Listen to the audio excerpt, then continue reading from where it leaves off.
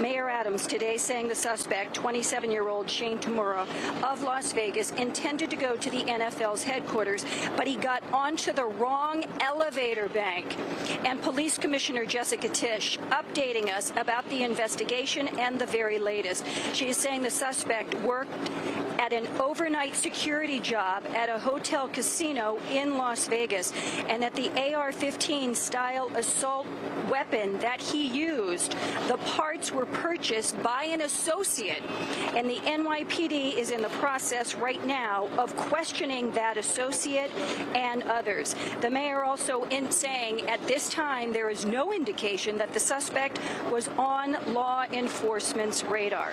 Now, right now, I'm going to bring in my colleague Lisa Evers, because sadly she and I have both covered these active shooter situations many times in our careers here in New York. And Lisa, you recently interviewed some experts about active shooter training, which is so important. Exactly, Linda. And some of the companies in this building, some of the prominent ones that are involved here and mentioned here, actually had active shooter training for their employees, and that could have helped them to save themselves and to minimize, even though there were the fatalities and the injuries.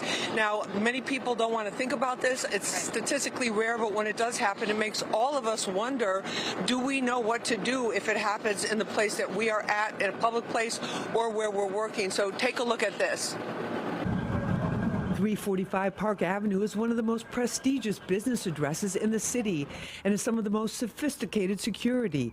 Yet tragedy struck and some workers had to fend for themselves when the bullets started flying, like these Blackstone employees who piled up couches to barricade themselves in and create a safe space.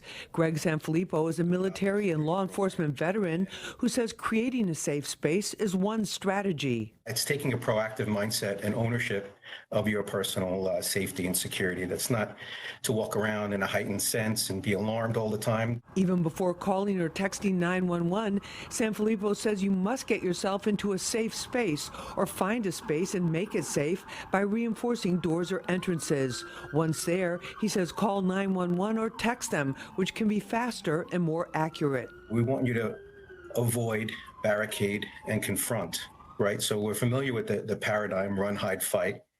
It's everywhere. So whether you call it avoid, deny, defend, avoid, barricade, confront, we want you to take a proactive approach. When danger strikes, the first instinct for many people is to run as fast as they can and get away. But even that must be strategic. Rather than just, running mindlessly, we need to take microseconds to realize where the threat is and distance ourselves from the threat. Then we want you to take a proactive approach and barricade yourself. Sanfilippo advises not being in a rush to run out, but when you are cleared by police or other first responders to leave, walk out with your hands up, preferably without your phone or any other object in your hand that could be mistaken for a weapon by law enforcement. And understand that a cell phone, most of them are dark. Most firearms are dark. Law enforcement's coming into a very high stress situation. So, held high and then communicate as much information as possible.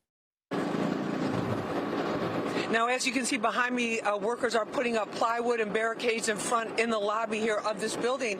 The security expert that we spoke with said he would not be surprised if after this terrible tragedy that a lot of Midtown Manhattan office buildings and office buildings elsewhere will take a new look at their security and possibly add additional rings of security to ensure that somebody with a gun like this cannot get into a building in the first place. That's the latest here from Midtown. I'm Lisa Evers, Fox 5 News. Back to you in the studio. A lot of good information there, Lisa. Thank you so much.